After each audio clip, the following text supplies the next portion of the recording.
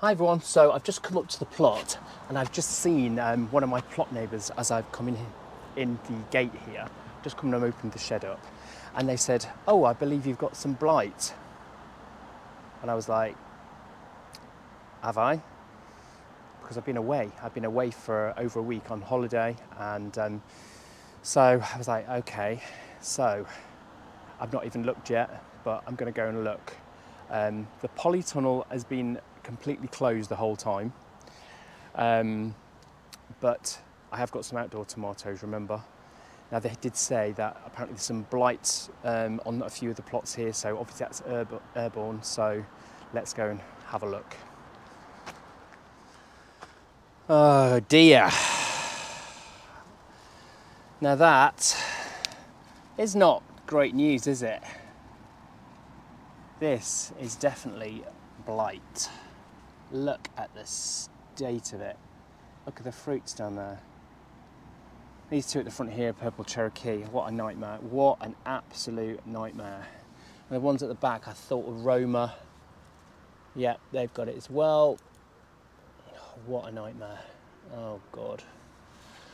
Do you know what? It's the worst thing that can happen, isn't it? Like when you're really looking forward to some like good tomato crop, which we're doing really well.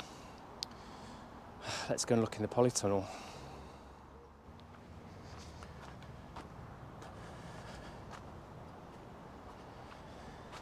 Yep, just opened this up earlier and I've just come to show you now.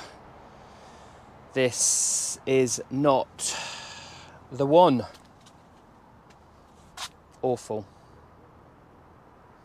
This poly's been closed the whole time, so obviously the spores have got through at some point. I mean, some are worse than others. This is Big Mama Super Sauce here. The Rio Grande don't look as badly affected. The purple Cherokee decimated. But I've had a look and the fruit seemed to be okay. Such a shame, look. Like some lovely fruits ripening up here. Such a shame. Look at the massive fruits on this one here. And if you come further down here, you can see these are actually ripening. Look. So, I've got a task. I need to sort this out. So I've had a think, and I think the best course of action is to get the fruits off. They look completely unaffected by blight, which is good. So I'm going to get the fruits off and ripen them at home.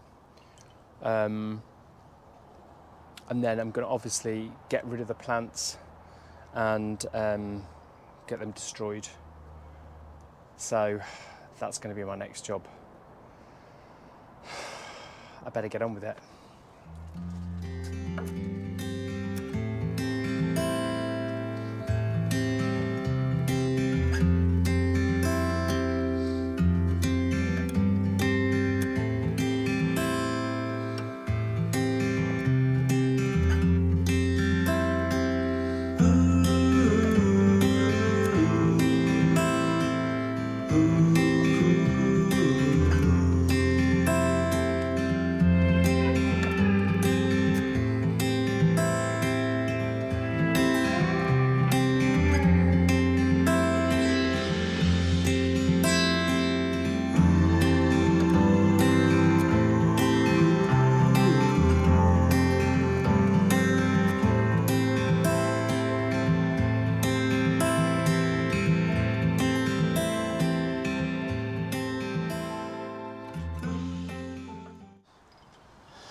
So I've got the fruits off now, which I think is a good idea, and they all look absolutely fine. But look at the amount of fruit here and the size of some of them. I mean, what a shame. But I'm going to do my best to try and ripen those up. Don't know if these purple Cherokee are going to ripen, so I don't know to even bother with those. But yeah, going to get all these plants up now. But yeah, there's more of the other ones there, so plenty to try and ripen up at home. Get these plants up, but I mean, do you know what, let's try and Let's try and think positively. I can try and rescue what we've got.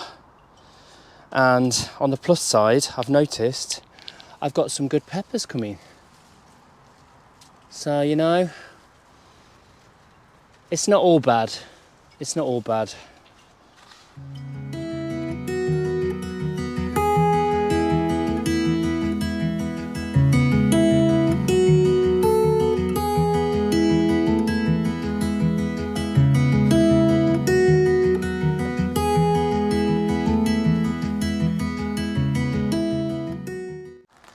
So it looks very different in here now, eh? What a shame. What an absolute shame, because they were doing so well.